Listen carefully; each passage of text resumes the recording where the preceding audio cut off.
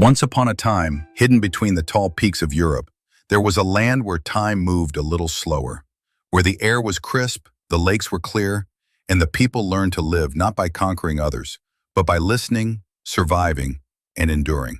That land is Switzerland. But Switzerland wasn't always the peaceful, neutral country we know today. Its story is full of battles, faith, survival, and more than a few surprising moments. So, let's take a journey through time. Before it was Switzerland. Long before there was a country called Switzerland, there were mountains, high, wild, and ancient. In those mountains lived Celtic tribes, farmers, herders, and warriors who worshiped nature and moved with the rhythm of the seasons. Life was simple, but not easy. These people lived in scattered villages, surrounded by forests, rivers, and snow. Then came the Romans. Around 15 BC, the legions crossed the Alps and brought something the mountains had never seen before: roads, trade, cities, and Latin law. They called this new frontier Helvetia, after one of the local tribes. And though they conquered the land, they didn't erase its spirit. Roman towns like Aventicum and Augusta Raurica blossomed, and Helvetia became a vital part of the Roman Empire. For centuries, Roman rule brought stability. But nothing lasts forever. As the empire weakened, the legions withdrew. The cities emptied. And once again, the mountains grew quiet. But something had changed. A foundation had been laid of roads, culture, and connection that would echo long after the empire was gone. The birth of a nation. Fast forward to the year 1291. High in the Alps, three small regions, Uri, Schweiz, and Unterwalden, looked out at a world filled with kings, emperors, and warlords. They had no armies, no crowns, and no interest in conquest. But they had something stronger: the desire to be free.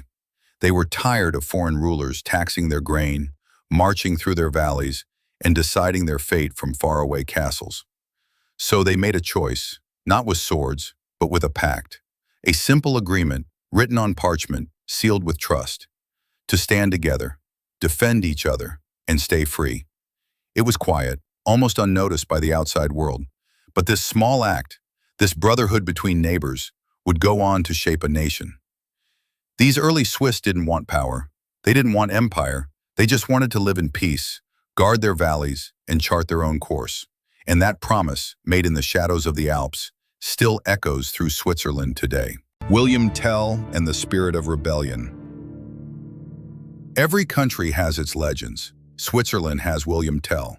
He was said to be a skilled archer who defied a cruel Austrian ruler, forced to shoot an apple off his son's head to prove his loyalty, and when he succeeded, he later killed the tyrant who made him do it.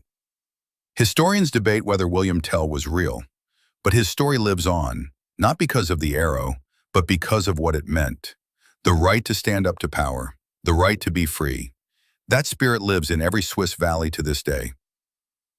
Surrounded, but never taken. Now here's what's remarkable. While much of Europe was caught in wars, invasions, and empires, Switzerland stayed neutral. It wasn't because they were weak, quite the opposite. The Swiss Confederation grew stronger over the centuries. They became fierce defenders of their land, tough trained soldiers who fought only when needed. Even the Vatican's own guards, still Swiss. And when Napoleon swept across Europe in the 1800s, Switzerland was invaded, but never crushed. The Swiss people once again reclaimed their freedom. A new Switzerland. In 1848, Switzerland wrote a new constitution, transforming itself into a federal republic, a nation of cantons like small states, each with its own identity.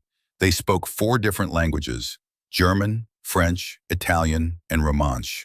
They followed different traditions, held different beliefs, and lived in vastly different landscapes, from alpine villages to lakeside cities.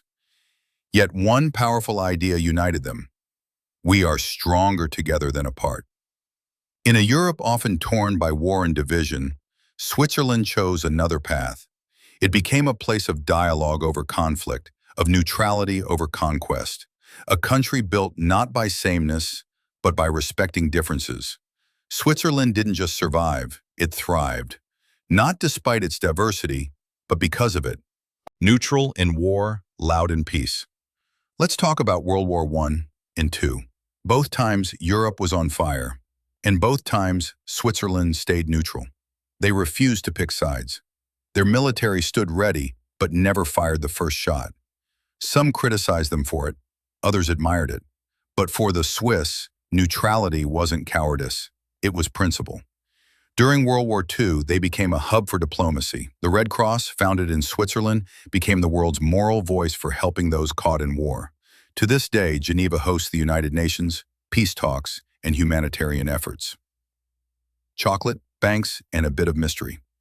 When people think of Switzerland today, they think of chocolate, watches, secretive banks, and clean streets. But here's the truth.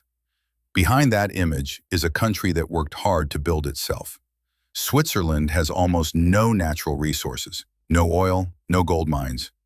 But they invested in education, innovation, and stability. Swiss watches became a global standard. So did Swiss chocolate. And yes, Swiss banks became safe places for the world's wealth. But they also raised ethical questions, especially during and after World War II. Who was hiding money? Where did it come from? Modern Switzerland. Today, Switzerland is one of the world's most admired countries.